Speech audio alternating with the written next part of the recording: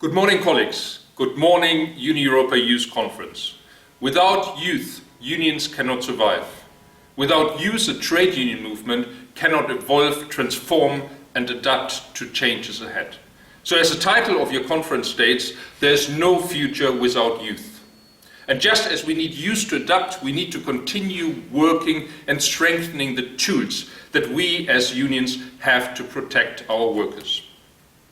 Forward through collective bargaining is the slogan of the next Uni-Europa conference. With 1 year to go, you're one of the first milestones on the road to the 5th Uni-Europa conference. As unions, we must rebuild union power everywhere in Europe. And that is best done by our ability to bargain collectively. Uni-Europa is in the first place about strengthening your collective bargaining power. What can Uni-Europa and affiliates do together to strengthen your collective bargaining power at national level?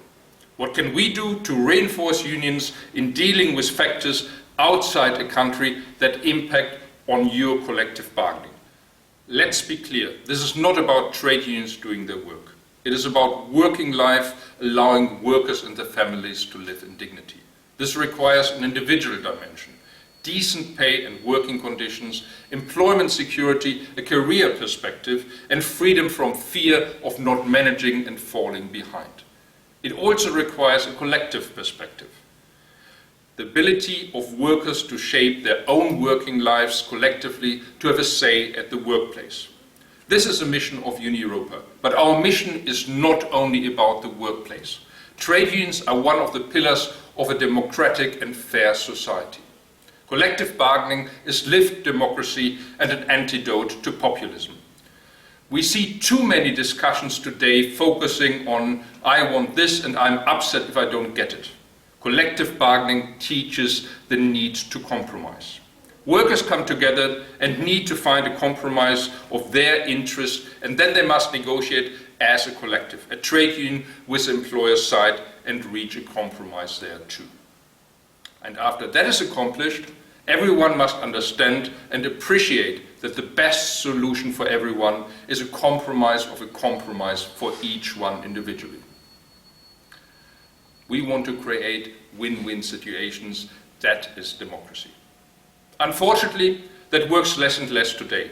Sectoral collective bargaining is a public good. It is not only about us as trade unions fighting for it. Everybody, governments, parliaments, EU institutions, NGOs and employers, as well as society at large, needs to stand in line.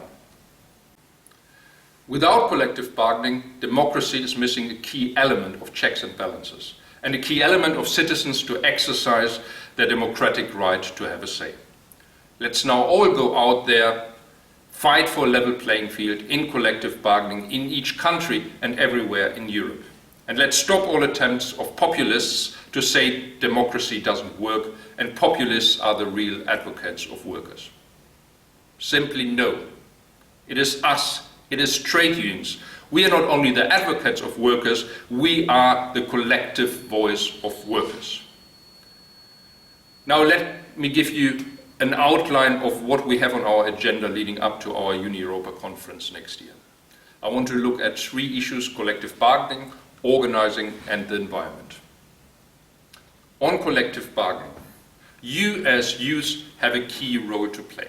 How can we go out to our members, to workers and employers in the different countries to see what they need? You are the best place for the new generation to define collective bargaining issues. When I look at the second issue of organizing, there too, it is youth who have to work together and are in the forefront to organizing and recruiting new members of the new generations. Especially in the time of digitalization, it is up to you to give an input and lead the movement for more organized workers everywhere. And third, the environment. Statistics show that the last 5 years have been the warmest on record, that global emission of carbon dioxide have hit their highest level. The number of climate refugees is higher than refugees from conflict, and it is predictable that by 2030, 72 million jobs will be lost due to heat stress. As the ITUC has pointed out, There will be no jobs in a dead planet. So what can we do? How can we as services unions make a difference? Let's take the opportunity of your youth conference this week to discuss the issues, both in terms of collective bargaining, of organizing, and of claimant. Brainstorm together and find ways to make progress. Let us use this moment to look for opportunities to create greener jobs, a fairer society for workers, and a sustainable economy. Let's make this an opportunity to help protect workers and save the planet. Dear colleagues, we are looking forward to hearing about your discussions and your ideas at Uni Europa. From Brussels, I wish you an excellent and fruitful conference.